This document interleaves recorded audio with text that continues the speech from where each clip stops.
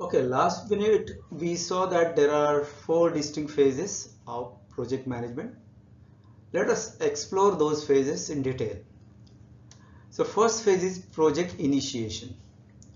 So these are all five phases we are mostly looking for, in especially in terms of software development or any IT based project. So we start with conceptions and initialization. So first phase, which is where the project is well defined or the concept about the project is clarified, right? So what is project charter? So it is one important document, project charter.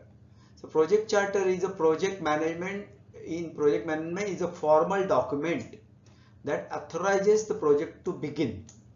Now it is some sort of documentation process that we have to follow, and we have to come out with one document which is called project charter. Now what it contained? It contained the project objectives, scope, key stakeholders, and define the authorities of the project manager. So each person's role and responsibilities are well defined through this project charter. This is very important. So this is first outcome, or we can say deliverable, we can say at the initial phase. With this document, we'll move ahead to execute the process after planning, of course the execution and all that, where this will be our guiding document, we can say. Now moving on to the next phase. Now before that, so there are a few points you have to understand. In the initial phase, we have to define the landmarks, or we can say goal, right? Now the goal has to be a smart one. Now, what do you mean by smart?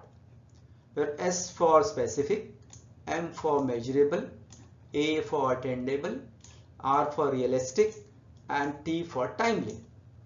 Now every goal in project, of course in any context, the goal has got this all elements which are characterizing the goal, right?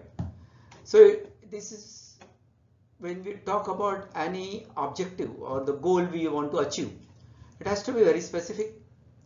So should not be vague. Specific in the sense we are clear with all these questions. All these questions are already addressed in that objectives, okay, or that goal. Who is going to be responsible, what sort of work it is, where it is going to be, when it is, which one and why, everything being addressed. So it is called specific. Next, measurable. Now anything will make as an outcome of any process, whether we can monitor it through some parameter or some indicator. We call it as a KPIs, probably key process indicators. So those indicators, criteria, we can say, to measure the success of that goal, whether that goal achieve 100%, 20%, 80%, how do you define? And that what is called, it is measurable. Means unless we measure the goal, how we can say we are making progress or we are moving in the right direction? So that is what is very important, that how you can measure it, or you can define the scale on which we can identify our progress. Then attainable. The goal has to be attainable. What do you mean by that?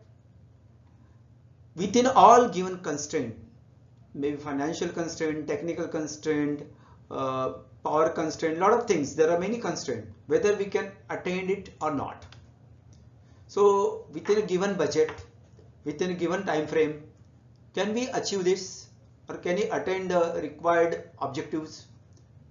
That is what is also very, very important when you set the goal. It has to be realistic. So when we understood that within a given constraint, whether we can attain it, that is what is realistic. Should be willing to able to work towards a particular objective. Means realistic means we should not be hypothetical, or we should not be imaginary. That is what it can happen, how it can happen. It has to be practical oriented and clearly realistic, that it will happen and we will make it happen. So that is what is realistic. Third important objective is important parameter is rather it is just to be timely. So time frame, every project has to be time frame, and that all these elements, every goal rather, not project, in this case it is a goal, we will first freeze in the initial phase. So we will freeze all these things, I mean different landmarks of the project which call goal, with these guidelines or these parameters will define all those things, right? Now next phase is planning. Once we are clear in the initial phase what are our goals and how to achieve it, is now my next task by planning. So various documents we have to develop. We'll go into each details of this in the subsequent units, but I am just briefing here. We have to define the scope of the project, first of all, clearly define. So what are the project objectives, deliverables, key milestones, that is what we have to define through the scope statement. Then before going into actual execution, we should be clear about the different modules. We call it as a breakdown structure, WBS, work breakdown schedule or structure, we can say. The visual representation, break down the scope of the project. Now entire scope of the project can be break down into small objectives, so that which can be achievable or manageable, that we have to see through this WBS structure, right? So once WBS is worked out, we can identify the goals which are high level goal or milestones, so that we can see that we are moving in the right direction and with the right speed. In the given time frame we are achieving the different milestone. That will be our guidelines when you are executing the process of development. So planning stage only we define our milestone, which will be a guiding parameter for our progress of the project. Gantt chart. This is one tool. This is a visual tool which gives the timeline. When you are planning the different milestone with the time frame, how we can visualize? So project timeline is visualized through Gantt chart. So we'll see this in more detail when you actually see another unit where we are going to have project planning and detail. Then there is a communication plan. Why communication plan is very important? Nowadays the projects are distributed and managed and developed by multiple teams. So somebody, how we can communicate or coordinate the progress or the track the project, how it is moving. So proper messaging, communication means through means of actual telephone calls, maybe some group meetings, or through email, through WhatsApp type messaging, or maybe some short messages, SMS and all that. So how we can establish the communication, right? So that is what is this, we have to develop a communication plan, develop the proper messaging around the project, scheduling, how we will meet once in a week or daily, at what time, and how we can monitor the different progress parameters. That is all we can say is a communication plan. Next is the risk management plan. This will be identifying what type of risk we can have during the development, so that we can mitigate it in due time, so that my project will not get disturbed or stuck up because of these risk factors. So we have to understand the cost. Many times the money can be a constraint and which can be a risk for project development. Many projects stuck up, like you see the around, there are many construction going on just stuck up because the project, the builder has no funds to going ahead with the project. So that is what one of the things, that is the risk. So we have to understand all those at the initial stage, at the planning stage itself. Then comes the project execution. So project execution, there are various tasks we can see, and that we have to take care as a manager during the execution part. Team development, assigning the resources, execution of project management plan, procurements, project manager direct the management project execution, how to manage, set up the tracking system, monitoring system or tracking system through KPI, through indicators. Task assignments are executed, status monitoring, update project schedules, modify project plans. So see, it is execution part is like recurring, or we can say continuous process, and it is we have to execute continuously and vigorously. So that is what is the project execution, and these are various tasks. More than this, also there are a few more tasks which are continuously in process, so that slowly my project is moving in the given direction.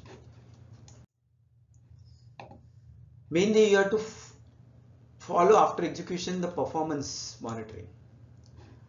First we have to see the project objectives are met, quality deliverables are met, efforts and cost tracking, required efforts are put to meet the objectives.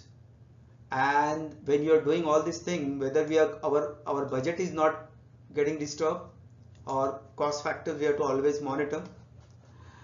Then project performance together. See, we have to see quality deliverables and the project performance. So we have to have some indicators so that we can monitor the performance. The mainly type of issues that we have to handle, how quickly we can address them, and if there is any risk factor or some issues that we have to sort out as quickly as possible. So these are the things we have to take into consideration when you are planning for project and you are monitoring it very vigorously. We have to do this to progress my project very smoothly. Finally, the project closure. So once the project is developed, tested, quality performance is reviewed multiple times so that it reaches to the required level, now it is a closure.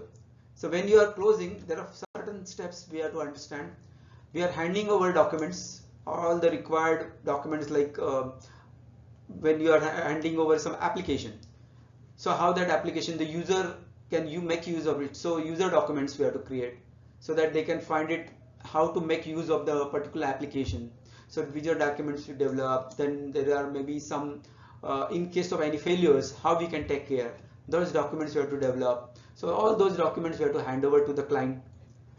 Then final possessions on the elements. So various machinery, maybe different modules, hardware, software, that possession we have to hand over to the client. Then we have to conclude some learnings through these projects. So we can say it is a part of knowledge management, we can say. So what learnings we have through this project, and how we can document it. Either it is for our reference or it is for client reference also, sometimes maybe useful document. Then even financial account closure we have to do. So whatever budgetary we work out against that, what is real expenses we have made, and the account balance sheet we have to prepare and close it.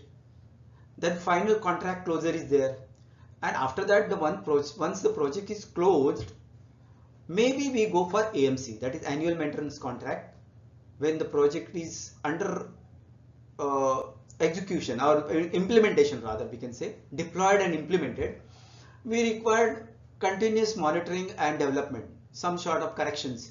Those are AMC contract, maintenance contract, that we can go for in the closure stage. So these are all 5 phases that normally the project life cycle will be processed through.